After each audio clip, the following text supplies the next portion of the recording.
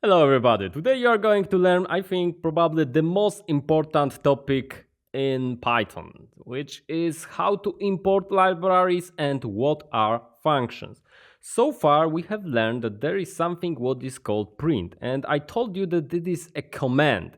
It is a function. So it is something that will execute some instructions that were created by other programmers. So the truth is that when you write print, your computer is looking somewhere for the print name, for the print function, and it will execute the instructions that are responsible for printing the thing that is sent between these brackets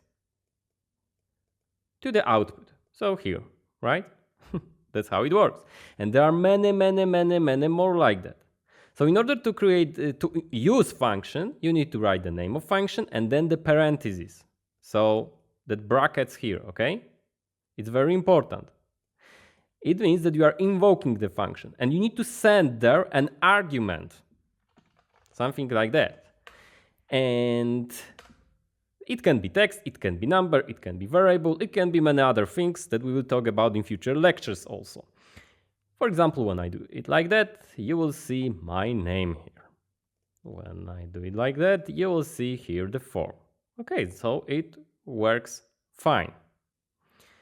But is that all? Is it only one function like that? No. Python is enormous.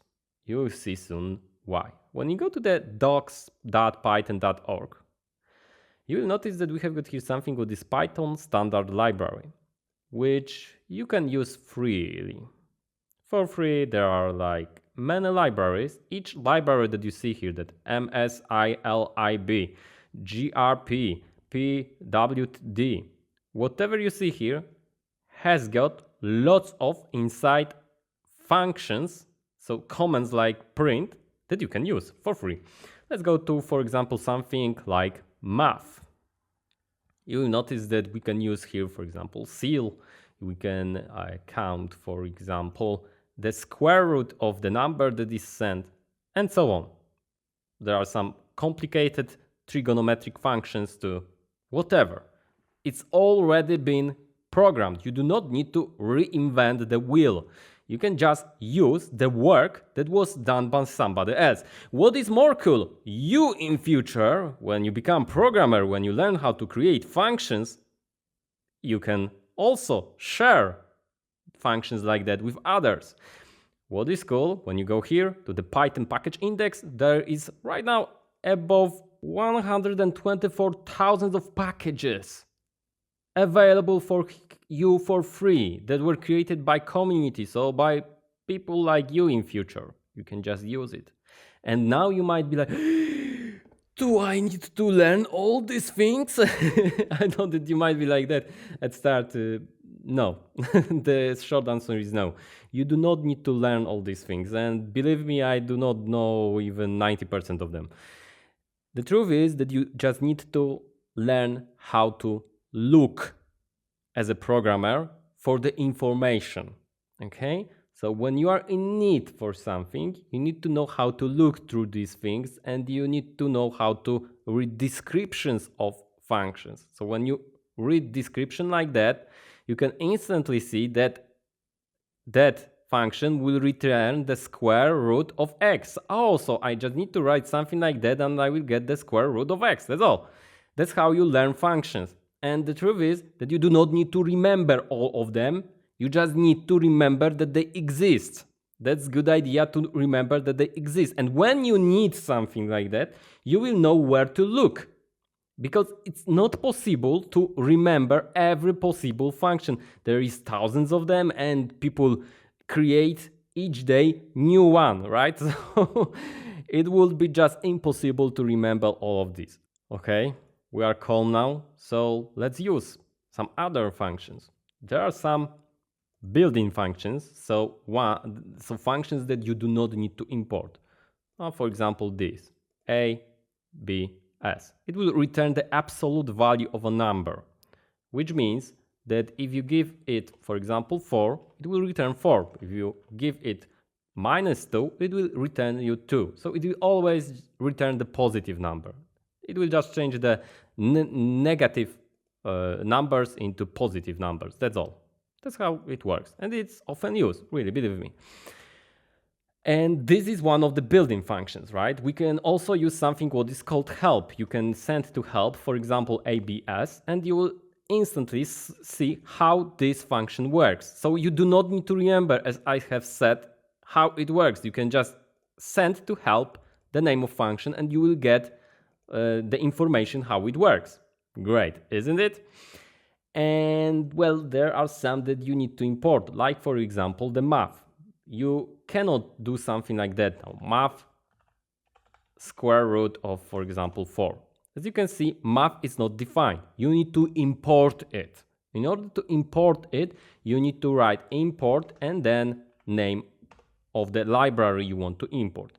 And now, since the shell is working, right, below this command, you can use the math library.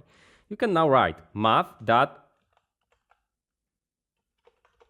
and as you can see, we have got now 2.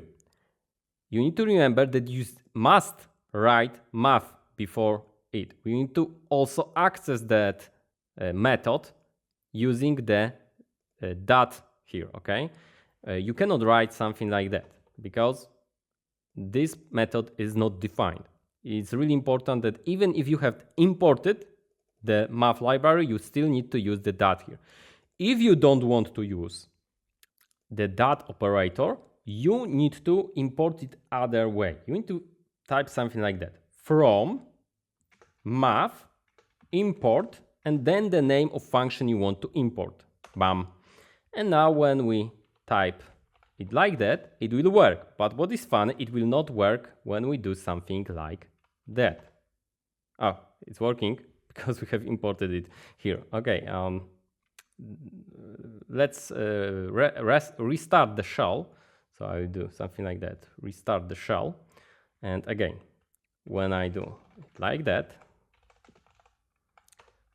as you can see, I have got 4, but now when I do something like that, it will not work.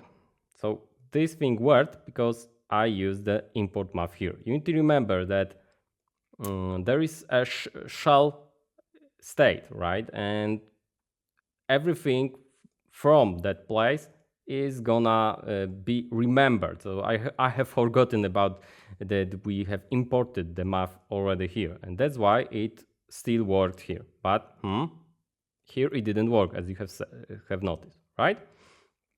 Okay, you can also, what is called, let's restart the shell again, import every possible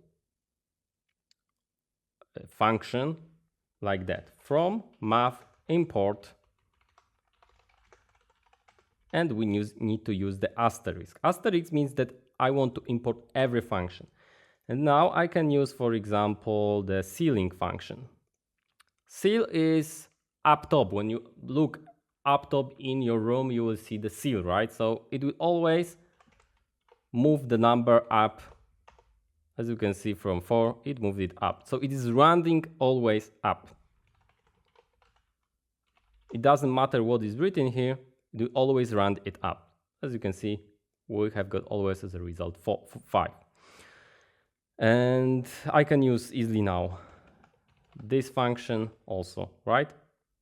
Because we have imported every function from math using this construction. If you had used that construction, you would need to write each time math before the name of function from. So you would have to write math.ceil, math.square root, right? So to sum up, in order to invoke function, you type the name of function and then you send an argument that will be somehow interpreted by the instructions that you do not know how they work, and you do not need to care about it because it was already written by somebody. You can just reuse that code just by typing the name of the function.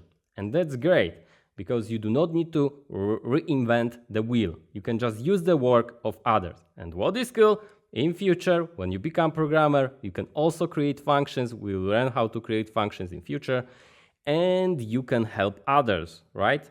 You can create library, like for example, in the file like that, and somebody else can import it and he can use it. So the module, that file here, is really some kind of library. Right now it's nothing, great, because we just know how to create variables and make some simple math operations on them. But in future, we will know how to create great things. That's all in that lesson. Thank you very much.